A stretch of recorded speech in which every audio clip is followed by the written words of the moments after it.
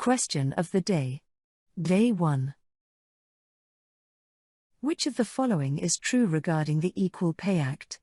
An employee alleging a violation must file a charge with the EEOC before going to court. The time limit to file a charge is 180 days from the discriminatory compensation practice and extended to 300 days for FEPA states. The limit to file a charge is 2 years from the discriminatory compensation practice.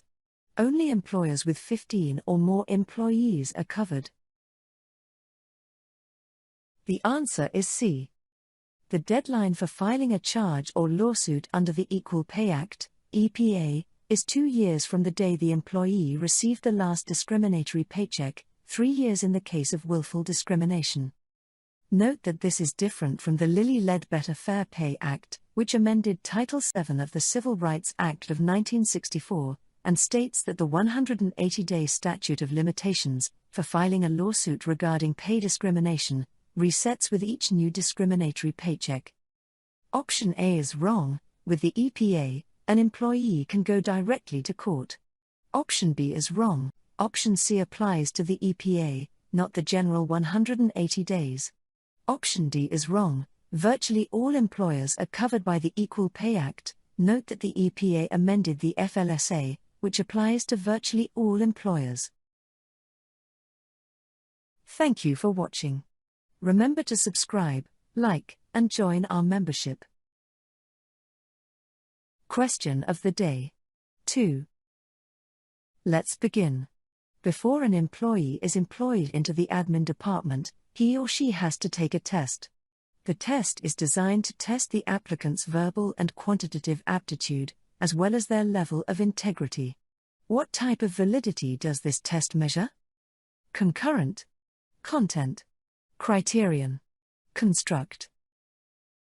The answer is D.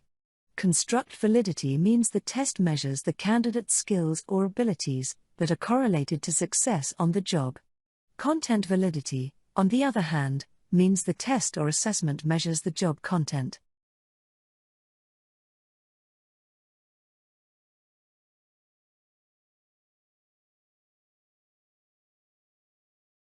Thank you for watching. Remember to subscribe, like, and join our membership. Question of the day. 4. Question. Which of the following is the preferred method to protect a company from the financial burden of HR-related risks? Obtain employment practices liability insurance. Keep track of employment-related litigation. Train staff on HR risk prevention measures. Engage in HR audits and investigations. The answer is A. Employment Practices Liability Insurance, EPLI, provides coverage to employers against claims made by employees on employment-related issues, such as discrimination, wrongful termination, harassment, etc. Note that the key word is financial burden. Thank you for watching. Remember to subscribe, like, and join our membership. Question of the day. 3. Now for the question. My friend and I are both managers at different companies, in an industry where employee wage growth seems to be out of control. Over lunch, my friend proposed that we could solve this problem by reaching out to other industry leaders to establish a more reasonable pay scale for our employees. This scenario may be subject to criminal investigation by the Equal Employment Opportunity Commission, Wage and Hour Division, Department of Justice, Securities and Exchange Commission. The answer is C. The Department of Justice and Federal Trade Commission, FTC, collectively, the federal antitrust agencies, jointly enforce the U.S. antitrust laws, which apply to competition among firms to hire employees. Wage fixing, the scenario above, and no poaching agreements by companies are illegal, per U.S. antitrust laws. Thank you for watching. Remember to subscribe, like, and join our membership. Question of the day. 5. Now for the question. Competence and capacity training that has a strategic impact is often carried out at what level of needs assessment? Human capital, organizational, task, functional. The answer is B. There are 3 levels of training needs analysis or assessment: organizational, operational/task, and individual/person. Training that has a strategic impact is at the organizational level. Organizational level of training needs analysis will involve an analysis of the business needs, its strategies, goals, and objectives, or interfunctional training. Task level of training needs analysis focuses on the tasks being performed and the requirements for performing the work. Individual level of training needs analysis focuses on who will receive the training, their level of existing knowledge on the subject, what is their learning style, etc. Thank you for watching. Remember to subscribe, like, and join our membership. Question of the day. 6. An organization requires a high school diploma for an administrative role. During a validity test of this employment requirement, it was decided that the job can be done proficiently by employees who do not have a diploma. The requirement will most likely result in A. Disparate treatment. B. Disparate impact. C. Poor reliability outcomes. D. Failure of selection guidelines. The answer is B. Disparate impact occurs when employment processes that seem neutral on its face result in adverse impact on members of protected classes. It is unintentional discrimination against members of a protected class.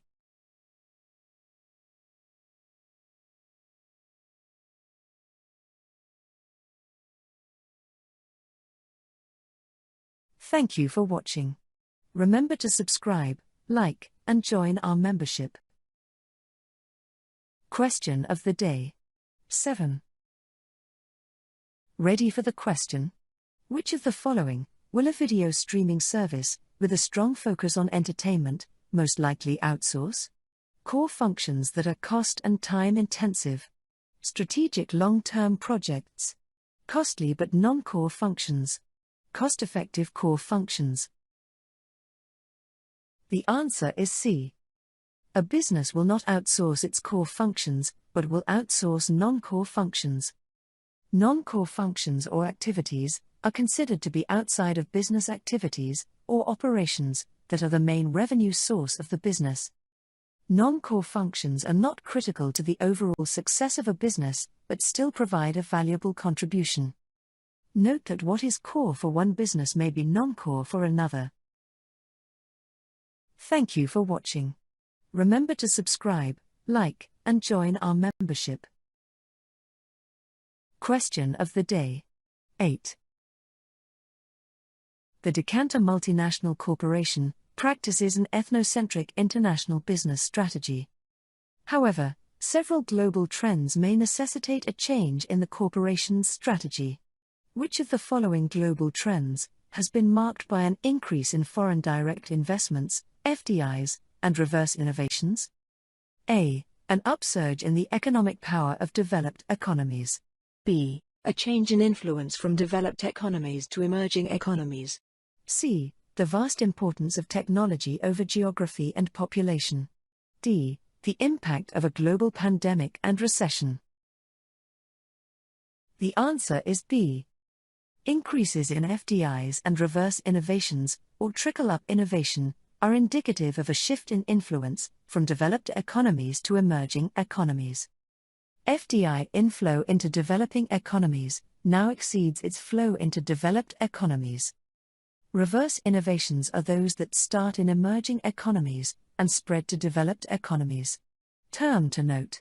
Demographic dichotomy means the workforce in emerging economies is becoming disproportionately young, while the workforce in developed economies is rapidly aging. Thank you for watching. Remember to subscribe, like, and join our membership. Question of the day. 9. Two businesses from two different countries are proposing a strategic alliance. A young junior employee was sent to country B to conclude the negotiation based on his communication skills, but the employee was not given an audience, and the negotiation failed. The negotiation failed most likely because country B practices what type of culture? A. Outer directed. B. Ascription. C. Low power distance. D. Synchronous. The answer is B. Ascription is the cultural tendency of assigning social status on the basis of birth, such as monarchies, caste systems, and traditions, where societal roles are determined by birth. In ascriptive cultures, titles, rank, and hierarchy are important in and of themselves. Often these titles are bestowed upon individuals, not because of any achievement of their own, but because of a family's rank and status in the society. A good example is Prince Charles of England. His role is ascriptive. On the other hand, a culture of achievement values a merit-based assignment of social status, where members earn their positions based on their decisions, education, hard work, etc. Thank you for watching. Remember to subscribe, like, and join our membership. Question of the day, 10. Which HR structure is appropriate for a global conglomerate, where the board of directors have decided that the HR structure should be one where the HR of each branch controls its localized matters, while strategic and policy-based decisions should be controlled exclusively by the headquarters HR? A. Decentralized. B. Dedicated. C. Centralized. D. Functional. The answer is A. In a decentralized HR structure, HR administration, processes and practices are determined at the business unit or local level, while headquarters HR is responsible for the overall HR strategy and policy. In this structure, there are separate HR functions housed in business units, delineated by product, geography, or location. Thank you for watching. Remember to subscribe, like, and join our membership. Question of the day. 11. What is the advantage of utilizing the BCG growth share matrix for an organization that offers multiple products and services? To enhance the competitive advantage of the organization's talent. To understand the competitive position and value of the products. To establish an employer value proposition that increases retention and flexibility. To improve the C-suite's ability to deploy people, plans, and products for productivity in a global market. The answer is B. The BCG growth share matrix provides a strategy for analyzing products according to market growth and market share. The matrix helps companies gain insights on what products would best increase market share, offer growth opportunities, and give a competitive advantage.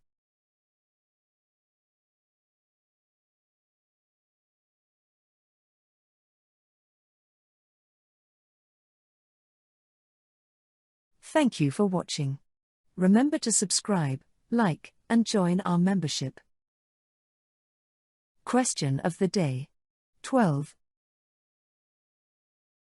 Which of these will not apply to an achievement-oriented individual? They will avoid low-risk activities that have no chance of reward. They will avoid high risks where there is a significant chance of failure. They have a strong need for feedback and a feeling of accomplishment. They seek compliance rather than approval.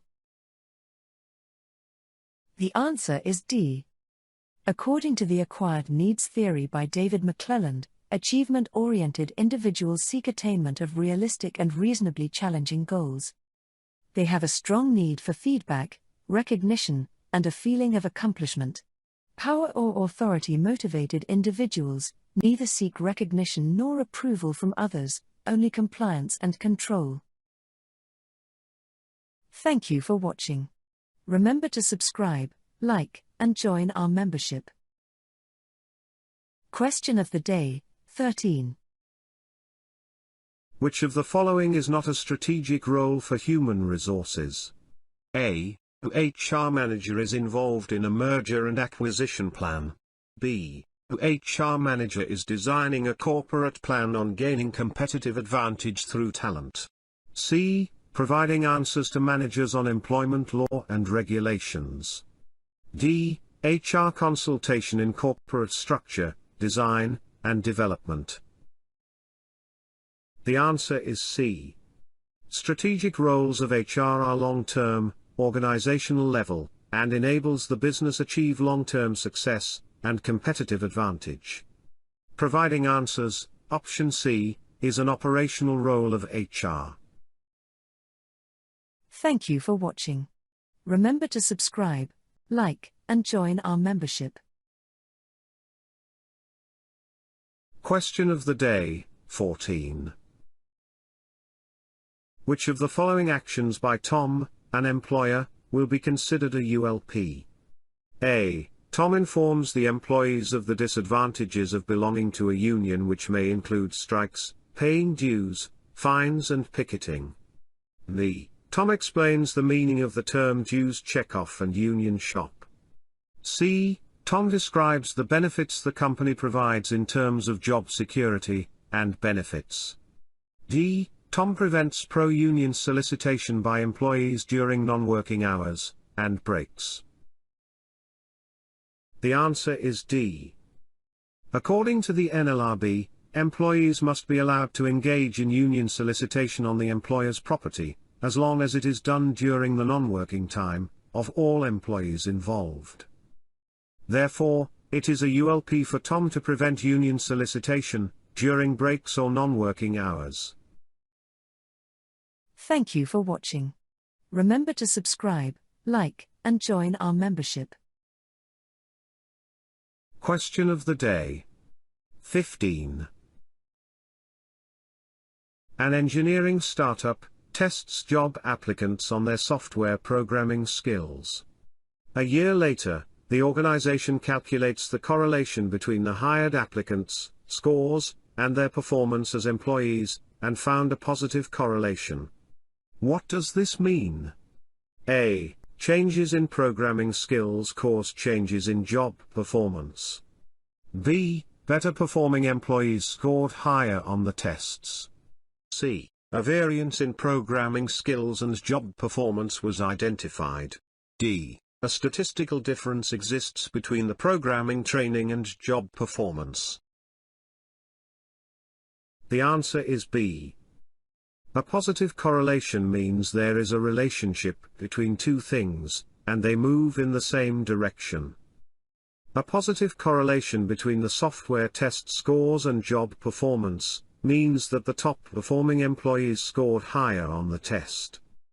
A negative correlation is a relationship between two variables, such that as the value of one variable increases, the other decreases. For example, if the better-performing employees scored lower on the test, that will be a negative correlation.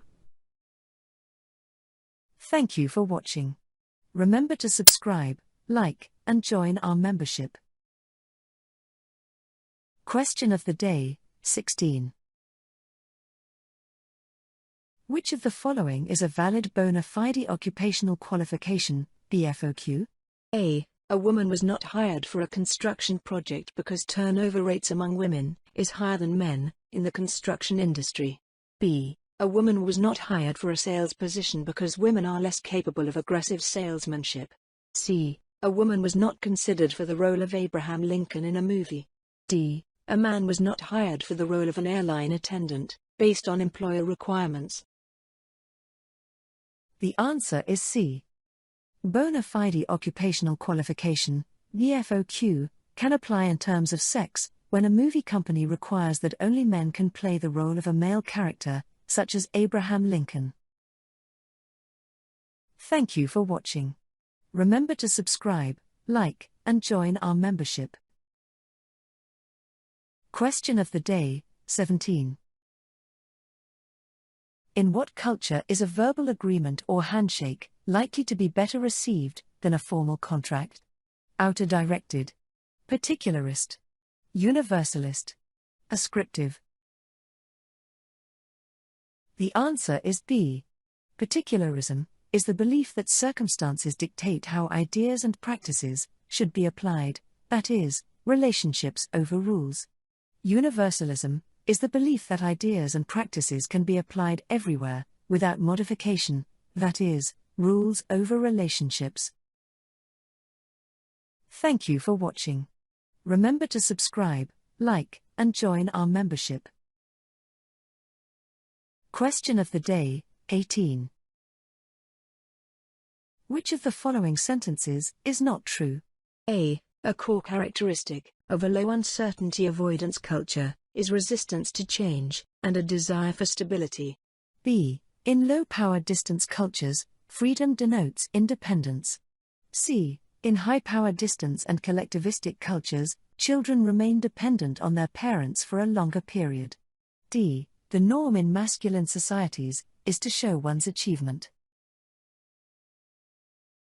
The answer is A. Low uncertainty avoidance societies are more tolerant of change and display a greater ease towards uncertainty. These cultures accept and feel comfortable in unstructured situations and try to have as few rules as possible. Thank you for watching. Remember to subscribe, like, and join our membership. Question of the day, 19. All of the following can be used to determine a participant's benefit in a defined benefit plan except A. Career average compensation, B. Plan's benefit formula, C. Interest and dividends, D. Final average compensation.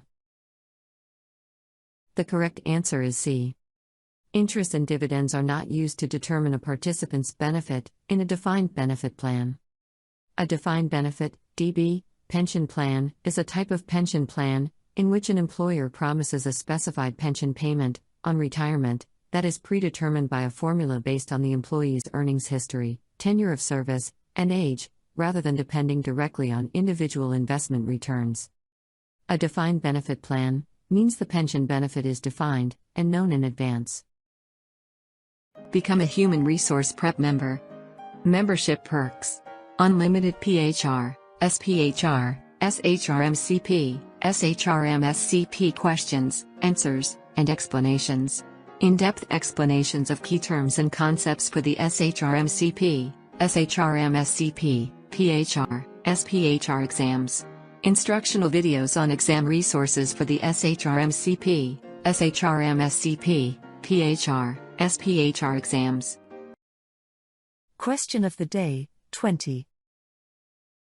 The angst firm and the union which represents its production employees are in negotiations, and have agreed to incorporate all possible topics of bargaining into the contract, close out bargaining during the contract term, and to make the written contract the exclusive statement of the parties' rights and obligations. This bar of collective bargaining negotiations during the term of the contract is called A. Contract bar, B. Union security clause, C. Zipper clause, D. Escalator clause. The answer is C. A zipper clause in the collective bargaining contract means that both parties waive the right to bargain during the term of the contract. The contract bar doctrine provides that once a contract is executed, the National Labor Relations Board, NLRB, will not permit a representation election in the bargaining unit covered by the contract until the contract expires, up to a 3-year limit. A union security clause is a provision in a union contract that requires employees, as a condition of employment, to maintain union membership or pay union dues, for example, a union shop. Note that union security clauses are illegal in right-to-work states. An escalator clause provides for an increase in wages when the Consumer Price Index, CPI, rises, or when inflation increases. Such wage increases are called cost of living adjustments, COLA. Become a Human Resource Prep member. Membership perks: unlimited PHR, SPHR, SHRM-CP, SHRM-SCP questions, answers, and explanations. In-depth explanations of key terms and concepts for the SHRM-CP, SHRM-SCP, PHR, SPHR exams. Instructional videos on exam resources for the SHRM-CP, SHRM-SCP, PHR, SPHR exams. Question of the day, 21. Which of the following best describes the region-centric strategy that is used by multinational corporations to build a global workforce? A has managers that move around to the business entities of different countries in the area. The expatriates fill all the key management roles in the organization. C host country nationals are used to fill management position in host countries. D positions are filled with individuals who have the best qualifications. The answer is A. A region-centric model covers a trade region such as the European Union. Managers move between business units in different countries in the region. Ethnocentrism is based on a preference for employees from the company's home country. Polycentrism is based on a preference for host country nationals. Geocentrism is based on a preference for those best suited to the job, wherever they are from. Become a Human Resource Prep member. Membership perks: unlimited PHR, SPHR, SHRM-CP, SHRM-SCP questions, answers, and explanations.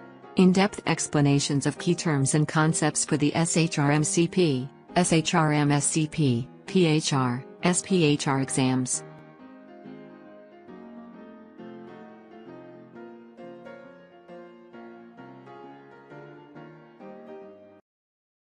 Question of the day, 22. Which of the following can lead to a decrease in facility costs of a multinational telecommunication organization? A. Consider outsourcing the core functions of the organization. B. Expand telework benefits to a larger number of employees. C. Present a business case to indicate the need to outsource the benefits department. D. Engage a larger number of freelancers and gig workers. The answer is B. Telework or telecommuting programs allow employees to work from home or a satellite office, either all or part of the day.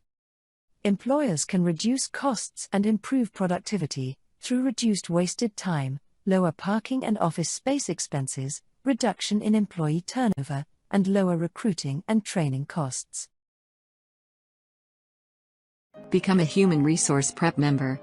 Membership perks: unlimited PHR, SPHR, SHRM-CP, SHRM-SCP questions, answers, and explanations. In-depth explanations of key terms and concepts for the SHRM-CP, SHRM-SCP, PHR, SPHR exams.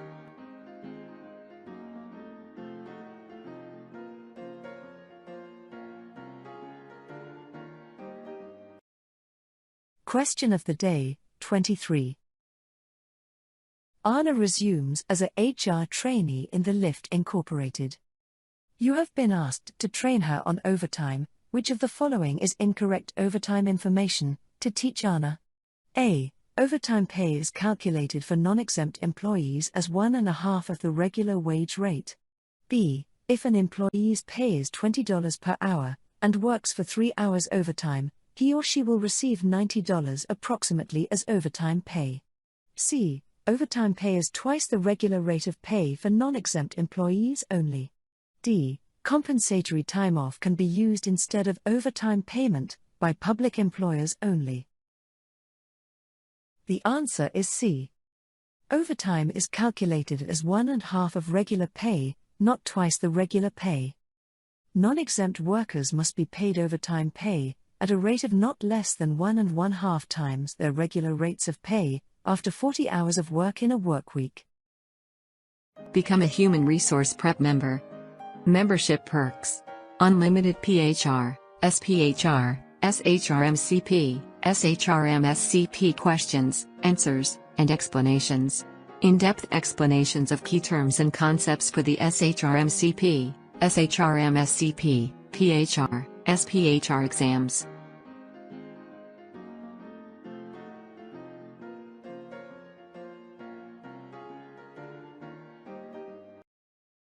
Question of the day, 24. Management by Objectives, MBO. A. Produces immediate increases in productivity for every company that has implemented the system. B. is an input-based format for performance appraisals. C. Begins with the establishment of employee objectives for the upcoming performance period. D. Is a norm-referenced format for performance appraisals. The answer is C.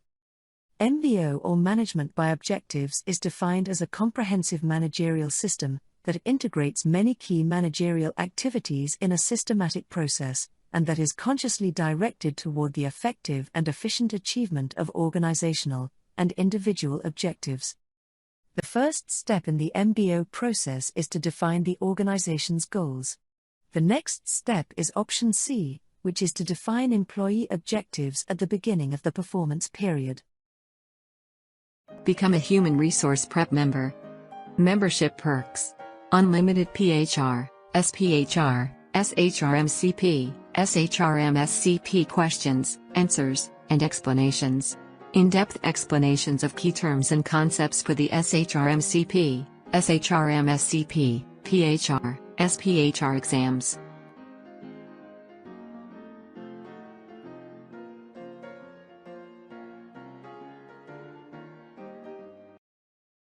Question of the day, 25. An electrician earns a total annual compensation of $120,000. He directs the activities of a machinist and provides a report on his performance at the close of business. Which of the following is true regarding the electrician's exempt status? A. He is exempt, based on the highly compensated employee exemption status. B. He is not exempt. C. He is exempt, based on his supervisory responsibilities. D. He is not exempt, because he does not have the 20% equity stake required. The answer is B. The electrician is not exempt because he performs manual work. Note that the FLSA regulations contain a special rule for highly compensated workers, who are paid a total annual compensation of $107,432, or more. A highly compensated employee is deemed exempt if the employee earns total annual compensation of $107,432 or more, which includes at least $684 per week, paid on a salary basis. The employee's primary duty includes performing office or non-manual work, and the employee customarily performs at least one of the exempt duties of an exempt executive, administrative, or professional employee. Become a Human Resource Prep member. Membership perks: unlimited PHR, SPHR, SHRM-CP, SHRM-SCP questions, answers, and explanations.